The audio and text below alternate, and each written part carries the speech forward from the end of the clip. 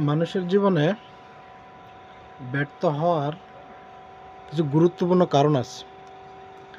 Number one, আপনি বলতে পারেন যে সিদ্ধান্তহীনতা, অর্থাৎ নির্দিষ্ট সময় সঠিক সিদ্ধান্তটা না নেওয়ার কারণেই অনেক সময় ব্যর্থতার পরিচয় দিতে হয়।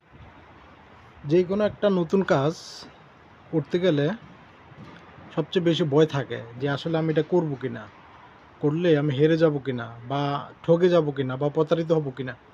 এই সিদ্ধান্তহীনতায় অনেক সময় অনেক ক্ষতি করে ফেলে।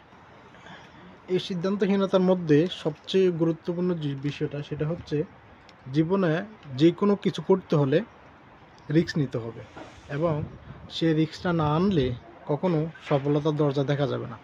অবশ্যই রিস্ক নিলে হয়তোবা আপনার লক্ষ্য বুঝতে পারবেন। অনেক সময় গিয়ে যে কোনো কাজ আমরা করতে প্রথম অবস্থা আমরা গিয়ে কিন্তু ভয় পেয়ে যাই। যখন আমরা লক্ষ্য পৌঁছে যাই, যে আমরা পেরে যাই বা আমাদের সফলতা চলে আসে, তখন আমরা কিন্তু অনেক সাহস পেয়ে যাই এবং কি সেই লক্ষ্যে আমরা পৌঁছাতে পারি। সফলতার পিছনে সবচেয়ে বড় চাবিকাঠি হচ্ছে কি? আত্মবিশ্বাস। যদি আপনার ভিতরে আত্মবিশ্বাস থাকে, তাহলে আপনি ভয়টা কেটে আপনি সেই সফলতা পেয়ে যাবেন এবং আত্মবিশ্বাসের সাথে এগিয়ে যেতে পারবেন। তবে সবচেয়ে গুরুত্বপূর্ণ বিষয়টা হচ্ছে, যে কোনো জিনিস, যে কোনো কাজ, যে কোনো ক্ষেত্রে আপনাকে করতে হলে অবশ্যই একটা পরিকল্পনা করতে হবে, মাস্টার প্ল্যান করতে হবে।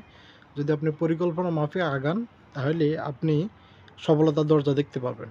আর যদি হুটহাট করে সিদ্ধান্ত নেন, তাহলে আপনি ব্যর্থ হবেন এবং কি আপনি পরাজিত হয়ে যাবেন, হেরে যাবেন। যে কোনো ক্ষেত্রে সফলতা নিতে হলে অবশ্যই সঠিক একটা পরিকল্পনা আপনাকে নিতে হবে। সফলতা অর্জনের জন্য পরিকল্পনাটা অত্যন্ত গুরুত্বপূর্ণ, সেটা যে কোনো কাজের ক্ষেত্রেই হোক।